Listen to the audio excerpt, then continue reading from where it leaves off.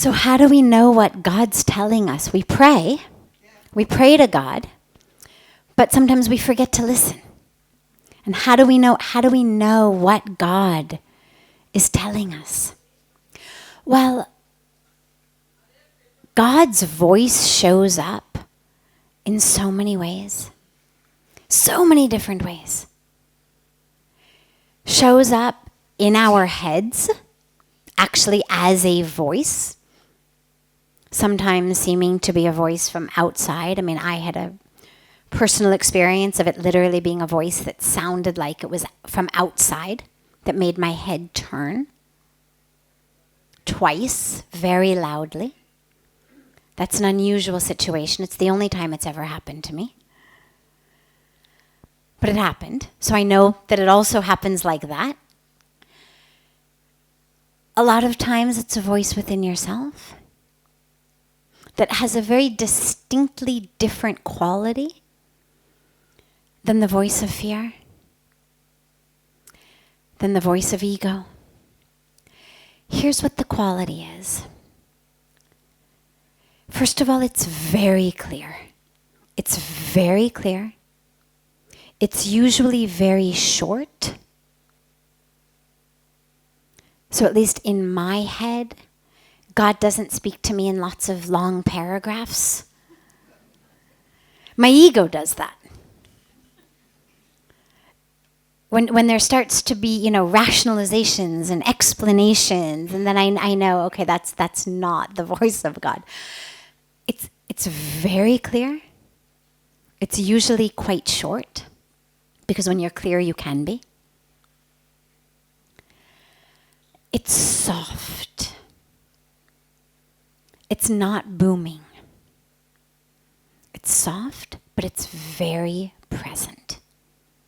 And for me at least, it feels like the voice under the other voices.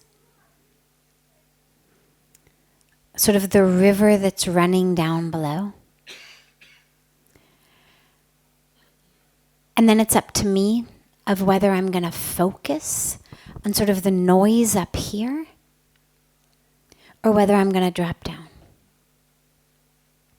And if I drop down, that voice is always there.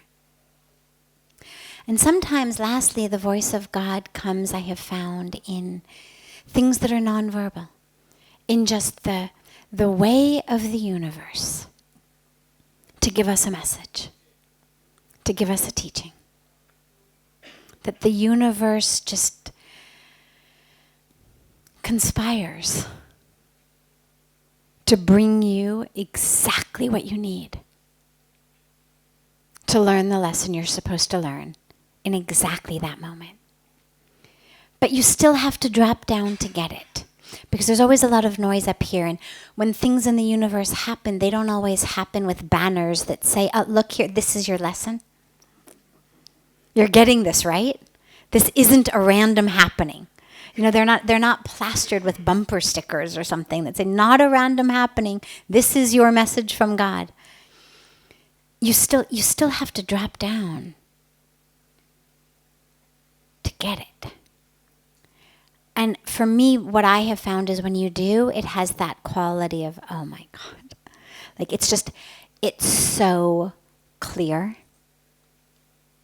It's so clear that wasn't random. It's so clear how and why that happened.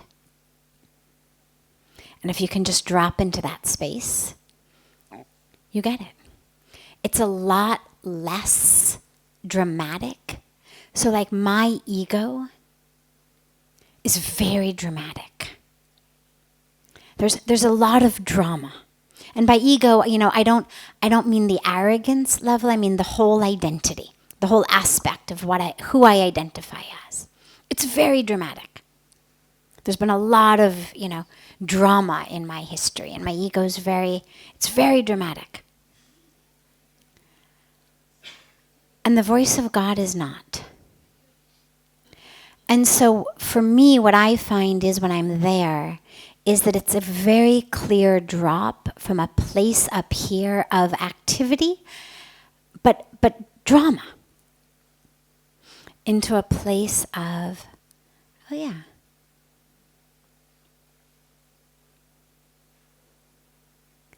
And it's right there. So you have to be listening, but not always just listening with your ears. It's really a listening with your heart. Because as I said, it's not always verbal. So what are the messages? What are the messages God's trying to give me that are clear, that are there, that I just have to drop out of the drama of my mind to hear? And for me, the last piece that I have found is when you drop into it, it's not easy to do because we're all attached and identified up here with the ego.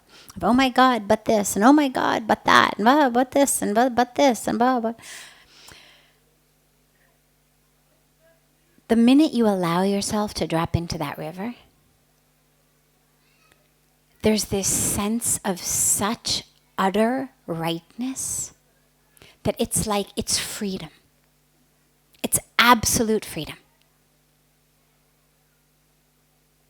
It's literally like you have dropped into the river.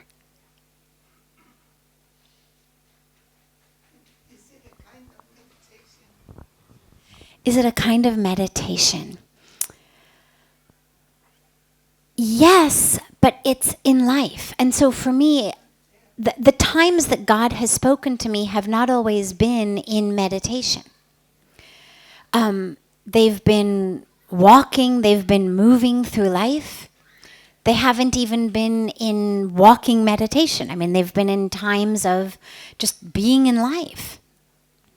And sometimes I have found you don't even realize it until you're there. I mean, if you knew, okay, 5 minutes, God's on, you're gonna quiet down. You're gonna make sure you can, receive, and you want to get every word. And it doesn't happen for me like that. The message is on, and then you realize, oh my God, all right, here we are.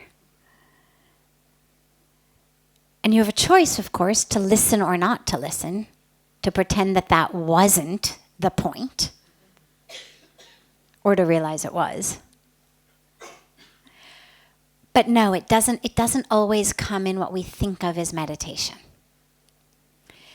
And the only last piece that I would say about this before we close tonight is more important for me, and I can only share this on a personal, what I've experienced level. For me, more than meditation,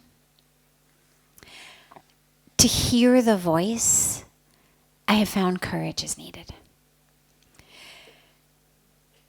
Meditation is fantastic and amazing and wonderful for so much else. It gets us into a place of seeing the truth. But on a very personal level, my greatest moments of God is on and talking to you right now have not been sitting in meditation. They've been in life. The meditation is crucial, though, to help you stay in, okay, what's this truth? Now we meditate, now we sit in this truth. Okay, here's the truth, now we sit in it. But it's not, I close my eyes, I sit to meditate, and then the voice comes.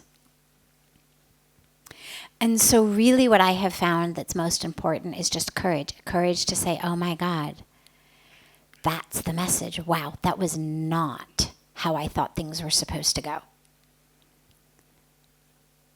That's not what my ego says at all.